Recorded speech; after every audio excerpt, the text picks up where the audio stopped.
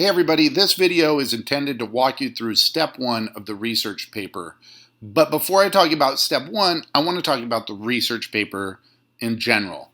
So I'm going to move fairly quickly, but I want you to understand where to go for all of the information that you need regarding the research paper so that you are equipped for success in knowing what it is you need to accomplish so that you can plan out your time and your efforts accordingly. We're in the home page of Canvas and I'm here at the research paper module. This is where you're going to find everything you need to know about the research paper. You'll also find each of the three steps or each of the three individual assignments that this research paper has been broken into. Now, when we get to the weeks that any of these are due, I also add this assignment link down in that module as well. So for example, step one is due this week, week 2. And here you go, you can find step one right here. Okay, so that assignment and this assignment are the same assignment, just two different places to find it. Let's go through these pages really quickly. The research paper instructions page is a general guideline to what you need to accomplish in the research paper. It starts with sharing with you what the topic is.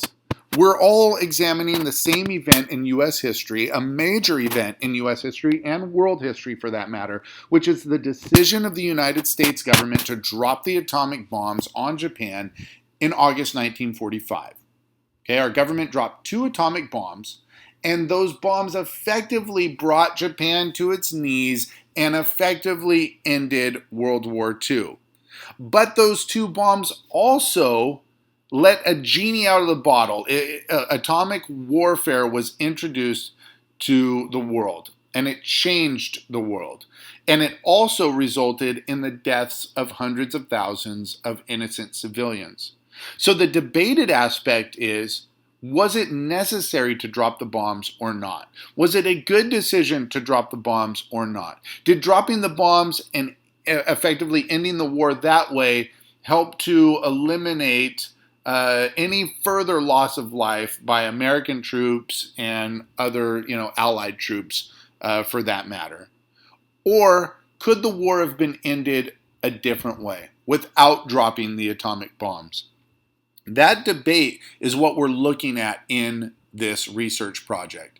So we're reading 6 required sources, and each of those authors introduces their interpretation of that decision, whether or not it was a good decision or the right decision.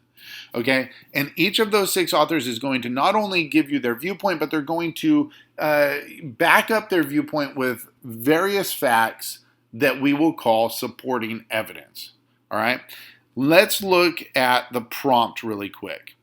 The prompt for this paper, these are the things you need to accomplish. So when you're reading these sources, these are the things you should be thinking about and taking notes for. Okay, you're going to need to, in your paper, summarize the main viewpoints presented in each of these separate articles or chapters.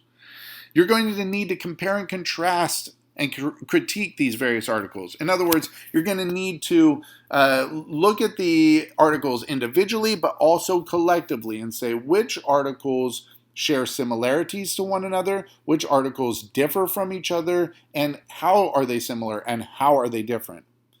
You need to, obviously, when summarizing the main viewpoints, you need to understand which authors support the decision to drop the bombs and which authors oppose the decision to drop the bombs. Okay, that is really their main viewpoint. And then you need to evaluate how effective each author was in sharing their viewpoint. Okay, were they effective in conveying their interpretation? So you need to discuss their strengths and or weaknesses in their logic and in their use of supporting evidence or facts that they bring to the table to support their viewpoint. And then finally, you need to determine which author or authors, if you think more than one, presented the strongest interpretation of this challenging and complex subject and why you feel that way. Now, at the very bottom of this page, you have some formatting requirements. So when you get to your final paper, you're going to need to follow those closely. But I wanted to introduce you to the paper prompt because before you even start this process, you should be aware of how many sources you're supposed to be reading, what your main topic is, and what your prompt is.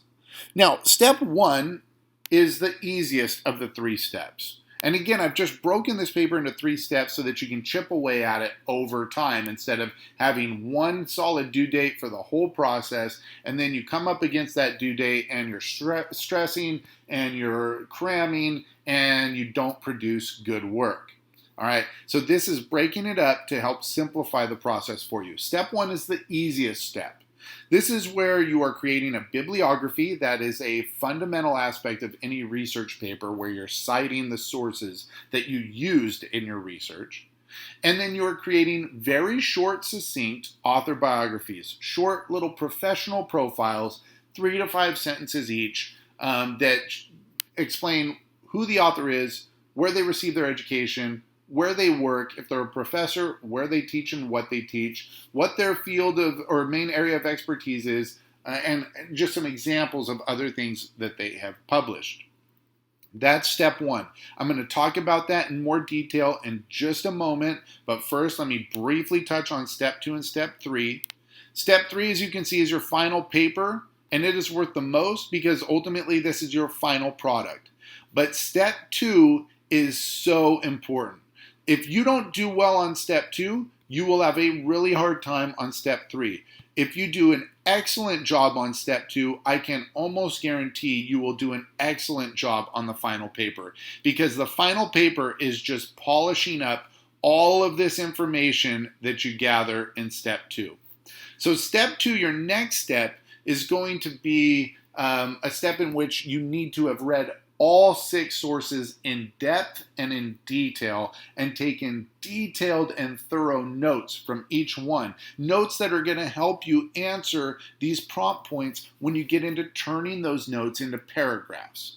Okay, so this is a very labor-intensive step because this is where you're reading all of the sources and taking all of the notes that you need for your final paper. I'm calling those notes an outline because I think an outline is beneficial in helping you to structure your paper. So you have all of your notes for each individual source, and through an outline you can figure out which source you're going to start with, what source you're going to go to next, all the way through the 6 sources, and where in your paper you're going to insert paragraphs where you're comparing and contrasting the various sources. Okay, so the outline form allows you to work on structure and think ahead of how you're going to structure your paper. But when it really boils down to it, the most important thing isn't how you structure your notes. It's just that I see that you have thoroughly read all of the sources, all 6 required sources, and taken in-depth and in-detail notes that answer these prompt points, that speak to these prompt points, so that you're going to be able to put in your paragraphs a discussion of their main viewpoints, where their interpretation lands on whether or not it was a good decision or a bad decision to drop the bombs, how effective each of them were, and what types of evidence they use to support their viewpoint. Okay, if I see that you have notes for each of the 6 sources that answer all of those prompt points, then I know you're going to be able to turn those into effective paragraphs when you get to your final paper. So this is really important. The other thing about doing an outline is it gives you an opportunity, when thinking about structure, to think about how you want to introduce the reader to the topic, to the theme of your paper, and to your paper in general. So if you already have an idea of what you're going to be writing about and how you're going to structure that paper, then the intro paragraph and your thesis statement within that are going to be much more effective. But this is a rough draft paragraph, so you can go back and change this after the fact when you get to your final paper. This is just to start thinking about how you're going to launch into the paper. And the easiest part of step 2 is the title. It's just a working title. You can change that too. It's a formality, but it's just, one extra thing to have ready is an idea for a title, an idea for how you're going to introduce the reader to your topic in your intro paragraph, and then all of your detailed notes that are going to help you write paragraphs that answer this prompt. I'm sure now you can see why doing the work in step 2 is going to set you up for success in a major way when you get to step 3. So don't overlook step 2. And really, you should be reading about 2 sources per week right now out of the 6 sources, so that over the next 3 weeks, you have read all of your sources and you have detailed notes for step 2. Chip away at it. Don't wait till the end. It's a lot of extra reading. Okay, step one, I'm going to talk about in just a moment, like I said, but first, let's go back out. Here is your prompt and sources page. So again, I kind of, I already touched on the prompt. Here it is again. And then here are your 6 sources. With all the information you need for the bibliographies, they're just not in the correct format that you need to put them in. And so let's look at that for step 1 here in a second. Lastly, I'm just going to show you that this PDF is the PDF that contains all 6 required sources. I've already given them to you. All you have to do now is start reading them. So start reading them, start taking detailed notes, again, with your prompt points in mind so that your notes are going to help you write effective paragraphs. This is a lot of extra reading, which is why I'm saying chip away at it now. It's why I've structured the paper the way that I have in 3 steps. Start working towards step 2 now by reading 2 sources per week and taking detailed notes for each. Lastly, we will talk about step 1, what you need to do to successfully complete step 1. So let's take a look. Here are some detailed instructions about what you need to do in creating the bibliography and the author biographies. But I'm going to point you really quickly to a few things. 1, here is the link to the Chicago Style Guide where you can get examples for how to properly format a bibliography entry. And these examples are given based on different source types. A book by a single author, a chapter or other part of an edited book. This is where a book is put together with multiple chapters or articles from multiple different authors. Okay, a translated book, an ebook, a journal article, a news or magazine article. Okay, so these red bold headings give you a look at different source types, and beneath each one you will find examples of how to format a bibliography entry. All right.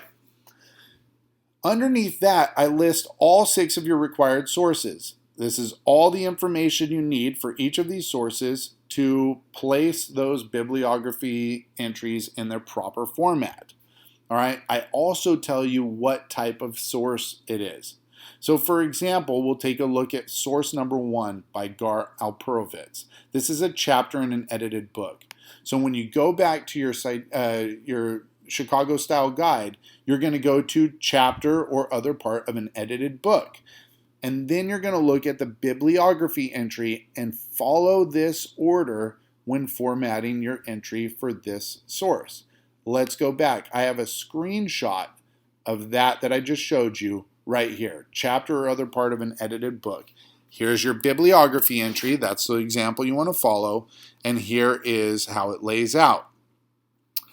You have the author's name first, then the title of their article or chapter in quotations, then in and the title of the book that this article is found in or this chapter is found in italics, comma, edited by whoever the editor is, comma, the page numbers, period.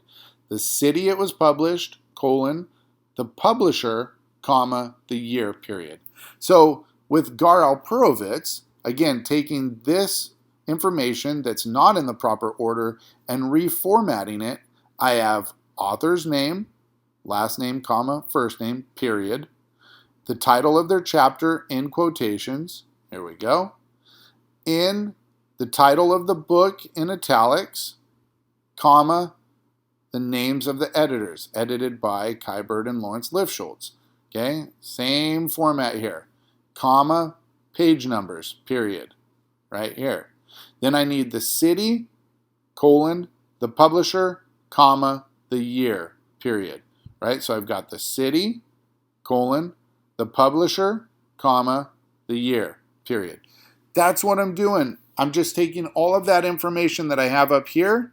I'm finding the source type example on the Chicago Style Guide, and then I am following the bibliography entry example to format that information in the correct way and in the correct order.